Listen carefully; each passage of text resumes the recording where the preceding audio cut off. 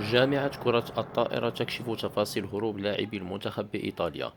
للمزيد من التفاصيل في صندوق الوصف.